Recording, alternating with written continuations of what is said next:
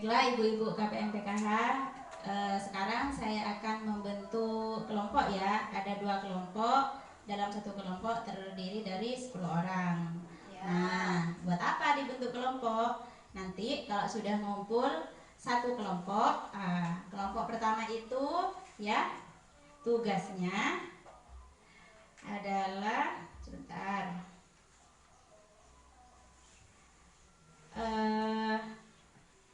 Termasuk lanjut usia yang seperti apa nenek-nenek tersebut dan apa ciri-cirinya.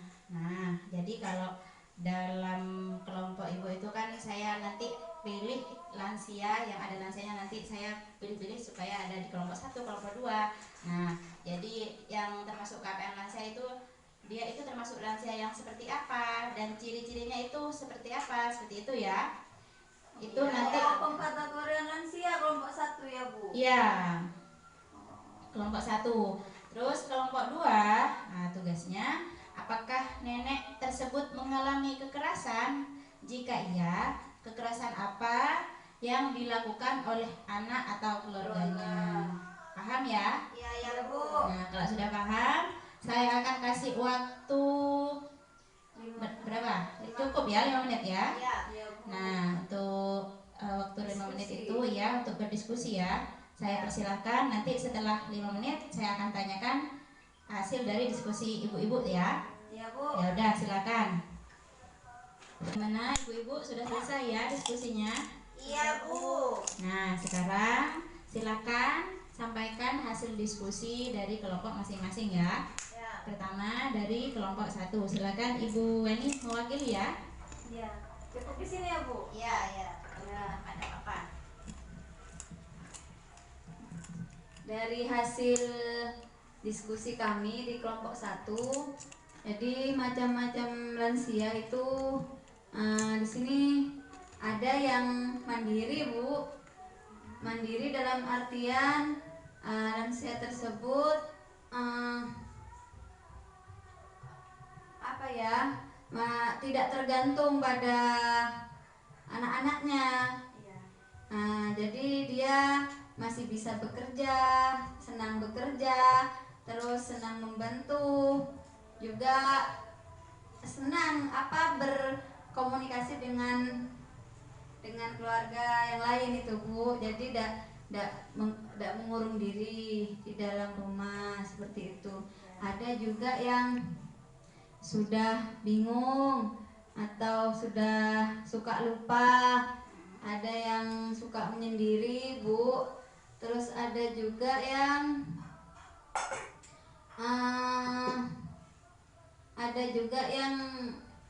apa ya Bu bahasanya ya Bu, suka tidak suka tidak ya Bu, tidak dengerin, ada ya, punya prinsip sendiri tuh Bu, tapi katanya orang Madura tuh cengkal Bu. Apa gitu. ya Bu ya?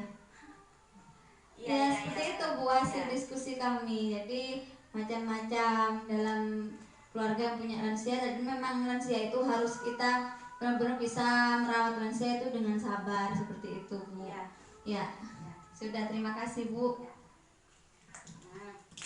Terima kasih ya untuk Ibu Weni yang telah mewakili kelompok 1. Nah, emang terkadang lansia itu macam-macam. Kalaupun ini misalnya ibu punya orang tua umurnya 70, tetangga juga umurnya 70. Nah, itu kadang kondisinya tidak sama. Kadang yang si A itu sudah tidak bisa melakukan apa-apa, tapi yang si B masih sehat. Nah, masih segar bugar. Ya, masih segar bugar. Itu mungkin faktornya karena mereka itu dari muda itu bekerja keras. Jadi namanya orang desa ya, apalagi pekerjaannya bertani. Nah, sehingga waktu mereka sudah memasuki umur lanjut usia, nah mereka tetap ingin bekerja. Kalau dikasih tahu, katanya Ibu ini tadi cengkalan, kalau tidak boleh bekerja, sudah Bu, Pak, Ibu di rumah saja, tidak usah bekerja, biar aku nanti yang kerja cari uang. Kadang orang tua tuh malah gini, tidak mau kalau di rumah gak enak, bosen, mau kerja aja gitu. Ya kalau seperti itu pelan-pelan lah kita kasih tahu.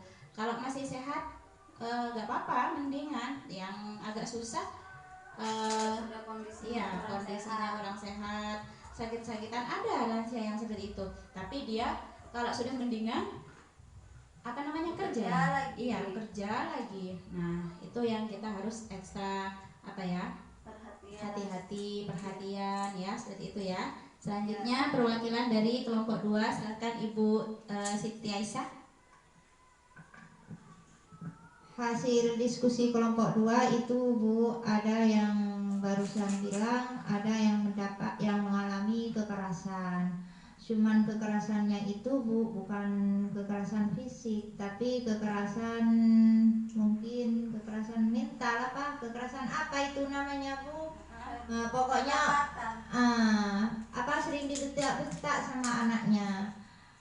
Tapi ada dari peserta lainnya bilang kebanyakan yang dibentak-bentak itu karena gak nurut Bu, sehingga mungkin anak merasa mangkel, gak nurut dan juga malu sama tetangga karena disuruh diam itu gak diam, akhirnya membentak. Mungkin itu juga keterbatasan seorang anak, tidak bisa menyeimbangi dan menyikapi bagaimana merawat lansia itu dengan baik. Ya, terima kasih untuk kelompok 2 Ibu Siti Aisyah ya. Ya, namanya juga lansia. Lansia itu kita sebagai anak, sebagai keluarga itu memang harus ekstra sabar. Kenapa? Karena kalau sudah lansia, itu pemikirannya sudah kembali ke anak-anak. Seperti anak-anak lagi. Bahkan apa namanya? Ada yang lebih parah. Nah, kalau anak-anak dimarahin dia nangis. Kalau orang tua dimarahin Berangkat Bu. Kalau enggak minggat atau enggak melawan sambil marah-marah juga ya. Nanti bilang anaknya inilah kurang ajar, padahal itu bukan, itu adalah bentuk perhatian kita terhadap mereka supaya tidak terjadi hal-hal yang tidak diinginkan ya. Nah, untuk lebih dalamnya lagi, ini akan kita bahas hari ini ya. Jadi gimana menurut ibu-ibu, apa ini manfaat dari diskusi tadi itu apa?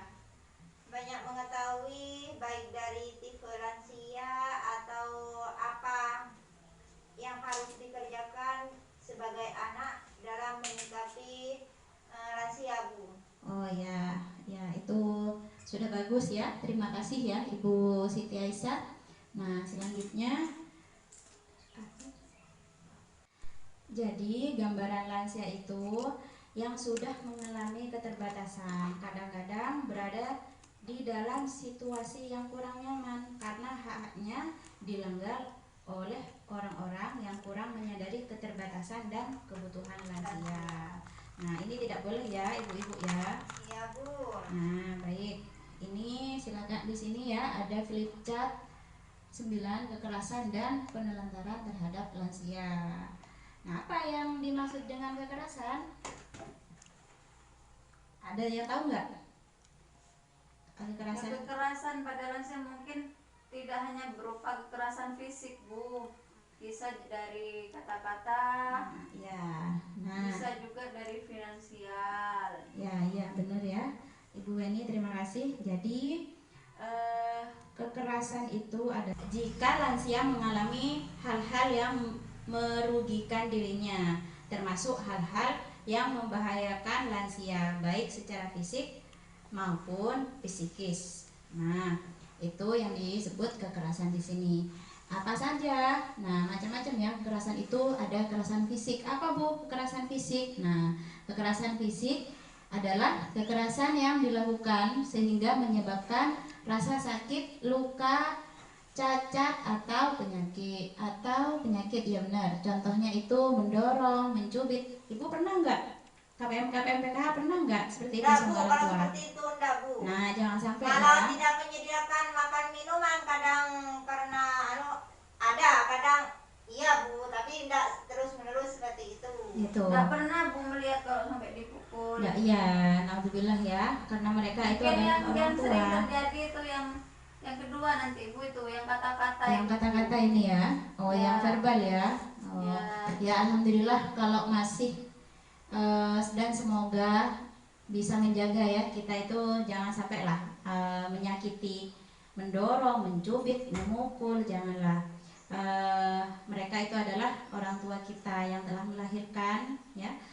Kalau mereka tidak ada, kita juga belum ada juga. iya, Tidak mungkin ada. tidak mungkin ada ya. Ya, Iya seperti Bu, itu. kalau kita sadar orang tua itu adalah gambaran kita Bu. Kalau gak ada orang tua gak mungkin ada kita. Iya, benar. Benar sekali Ibu Weni. Jadi hormati.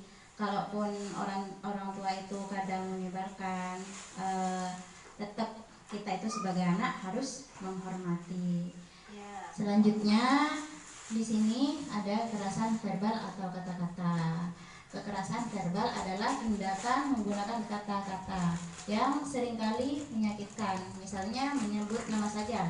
Pernah nggak manggil orang tuanya dengan menyebut? Ada Bu, ada yang pernah seperti Tapi itu. ada Kalau ya. saya enggak Bu. Enggak ya. Nah, kalau yang masih ada, nah jangan sampai seperti itu. Kata saya tadi, kita itu harus menghormati kedua orang tua kita ya. Terus menghina, ada mengancam, terus selanjutnya menakut-nakuti, membentak, marah-marah dengan kata-kata. Kalau marah-marah Ada Bu. Soalnya kalau nggak diancam, pas ada kesalahan sedikit, dia mau pulang ke rumah saudara Bu. Artinya diancam. Kalau pulang ke situ udah boleh balik lagi, gitu Bu. kalau cuma pulang nggak apa-apa. Kalau cuma ke rumah saudaranya. Tapi ngadu Bu. Oh ngadu ya. Ya, kalau seperti itu ada lansia seperti itu berarti komunikasinya yang harus dijaga antara ibu sendiri sama saudaranya. Nah, kadang kalau lansia kan emang sukanya gitu. Apalagi misalnya punya 2 anak, ibu itu tinggal sama A, sedangkan saudaranya yang B ikut suaminya. Nah, tugas kita itu kita sebagai anak harus menjaga komunikasi antara anak sama anak. Jadi biar tidak terjadi kesalahpahaman. Biasalah namanya juga orang tua emang kadang seperti itu. Apa ya kalau orang Madura itu mamatul ya, Iya. ngadu ya. Iya. Nah, iya seperti itu. Jangan sampai ya, jangan sampai seperti itu. Tidak boleh marah-marah. Nah, kalau sama orang tua itu tidak boleh. Kalau sudah nggak mau dikasih tahu halus-halus, anterin aja ke rumah. Saudara Ibu. Iya, ke rumah saudaranya anterin aja. Kan cuma sebentar. Nanti dijelasin sama adiknya. Paham ya? Ya. Nah, selanjutnya adalah emosi. Emosi di sini merupakan tindakan atau sikap yang menimbulkan rasa tidak nyaman, bahkan trauma, termasuk penelantaran. Contohnya, membiarkan lansia sendiri, membatasi bertemu teman, tidak peduli, mendiamkan, penelantaran. Nah, misalnya di sini membiarkan lansia sendiri. Nah, katanya Ibu Is tadi, kalau nyiapin makanan Bu, kadang-kadang tidak sempat karena ada keperluan atau apa. Nah, kan kalau di rumah itu tidak mungkin hanya ibu dan Ibu Is dan orang tua. Entah ada anak, ada suami. Kalau emang sudah tidak sempat, suruh siapin lah ke anaknya atau enggak suami. Terus selanjutnya tidak mempedulikan lansia. Nah, jadi kita itu sebagai anak tidak boleh tidak peduli. Nah, malah harus sangat peduli. Paham ya? Iya Bu. Ya, ada yang ditanyakan sampai di sini? Sudah Bu. Sudah Bu. Sudah ya? Iya. Nah, kalau sudah paham, jadi saya harap kedepannya itu kebiasaan buruk itu bisa Hilang. hilang. Nah, dirubah. Nanti kalau kita misalnya sudah lansia, kita baru bisa merasakan apa yang dirasakan oleh lansia. Iya. Orang tua kita ya, sekarang kita masih cantik ya, masih muda, bisa bekerja ke sana ke sini masih bisa. Nah, belum terasa. Nanti kalau sudah tua, sakit-sakitan, baru nanti kita merasa ya. Iya Bu. Sudah paham ya? Iya. Ya sudah, kalau paham saya cukupkan sampai di sini ya. Iya. Terima kasih.